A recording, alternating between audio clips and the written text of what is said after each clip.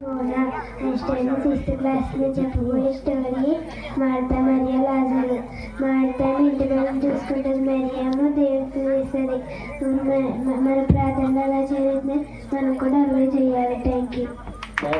నేను సంక్షిత, student fifth class. ఇప్పుడు చెప్పబోయే వాక్యం సారేపాద ఊరిలో విధవరాల స్టోరీ.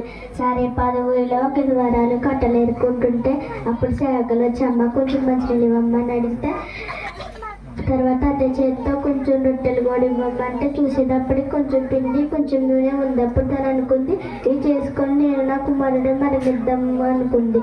అప్పుడు తన సేవకులు అడిగారని ఏం చెప్పకుండా పెట్టింది. సేవకులు తృప్తిగా తిన్నారు. 3.5 సంవత్సరాల దాకా పిండి తరగలే, నూనె తరగలే. మన సేవకులకి ఎంత మంచి గౌరవం ఇస్తే మన ఇంటికి అంత గౌరవం ఇస్తాం. Thank you to student fifth class. షోనేమో అనే పట్టణంలో ఒక గనురాలు ఉంది. ఆ గనురాలు ఇంటికి దైవజనులు వస్తూ వెళుతూ ఉండేవారు. మన ఇంటికి దైవజనులు వచ్చి వెళుచున్న దైవజనులకి మనము మన ఇంటిపై ఒక గది కట్టించి అందులో మంచము, బల్ల, పీట, దీపస్తంభమును ఉంచారు. ఆమె శ్రద్ధతో చేసిన పనులు ఆమెకు మంచి కుమారుడు పొందుకుంది. మనం కూడా దైవజనులను ప్రేమించాలి. ప్రజల